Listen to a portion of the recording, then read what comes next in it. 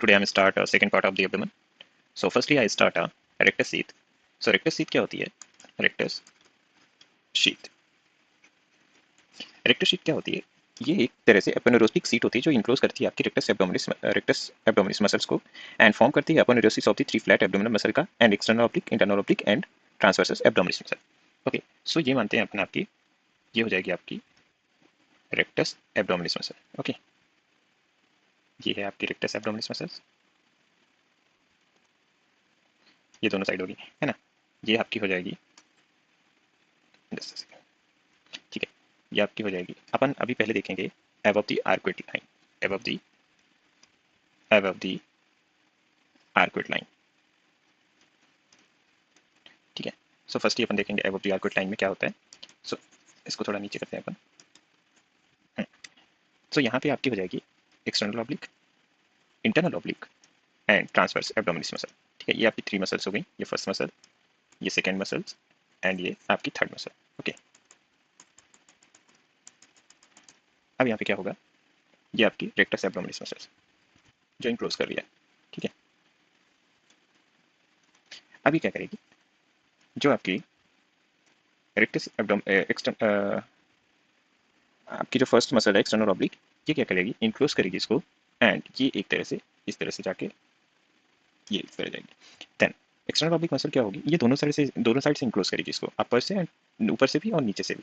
तो ये अब जाएगी, देन यहीं से ये नीचे इनक्लोज करेगी एंड ट्रांसवर्सस एब्डोमिनस मसल्स ये भी इसको नीचे से इनक्लोज करेगी. ठीक है, देन यहाँ पे जो इंटीरियर वॉल होगी वो आपकी फॉर्म कर रही है, जो आपकी ये इंटीरियर वॉल है, यहाँ पे जो है interior wall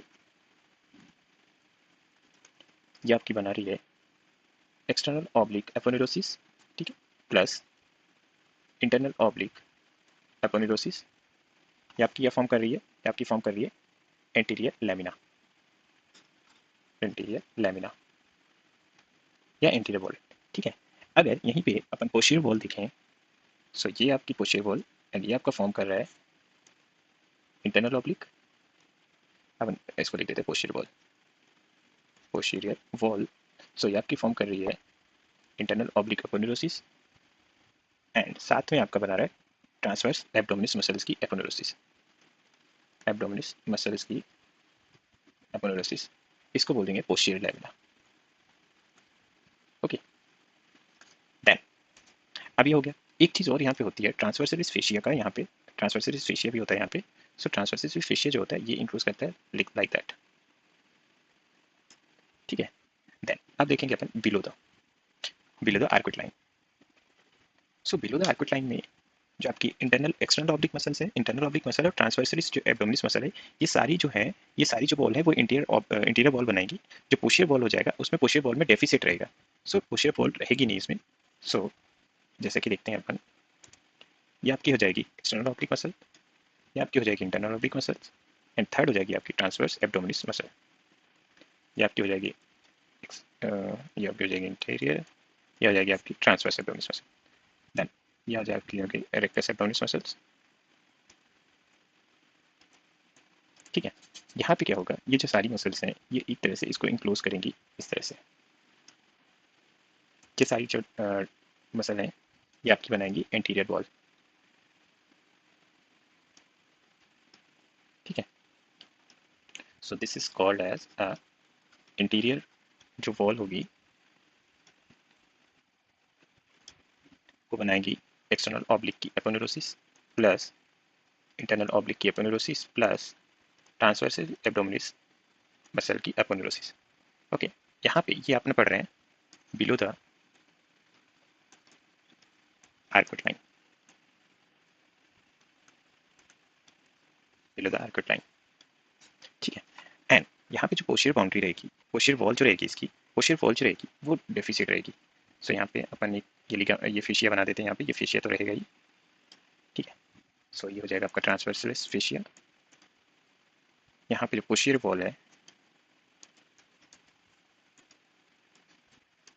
posterior wall below the arcuate line की बिलो में पोस्टीरियर वॉल जो रहेगा वो डेफिशिएट रहेगा.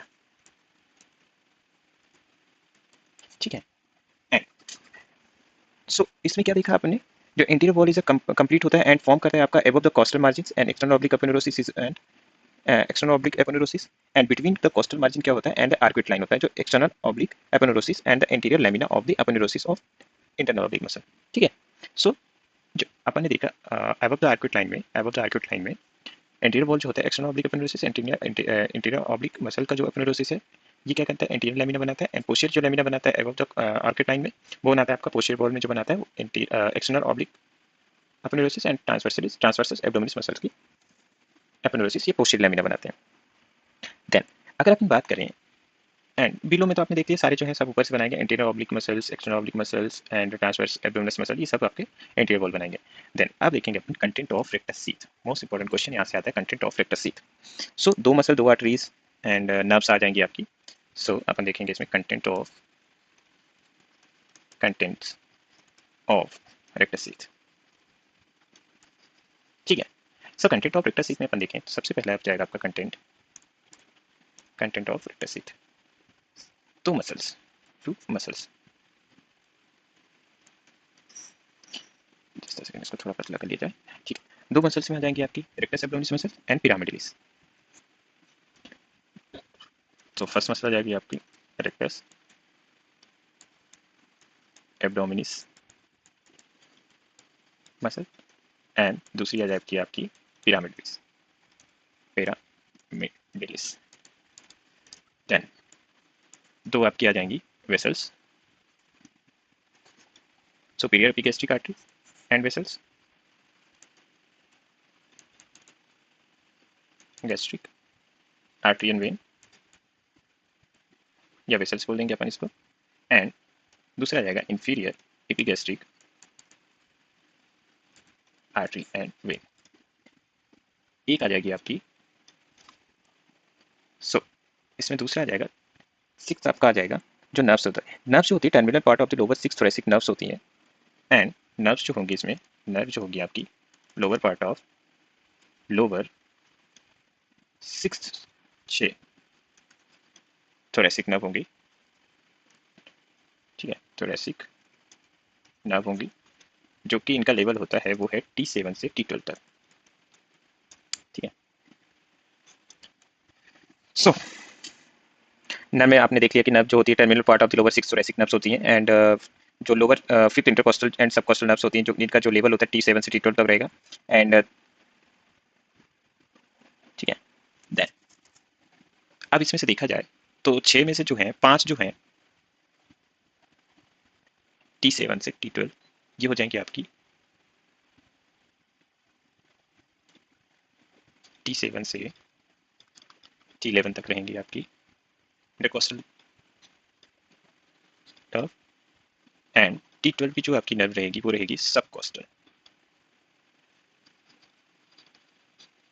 ठीक है, सो जो आपकी 5 जो नर्व रहेंगी वो रहेंगी आपकी इंटरकोस्टल एंड एक रहेगी आपकी सबकोस्टल जो T12 पे रहेगी।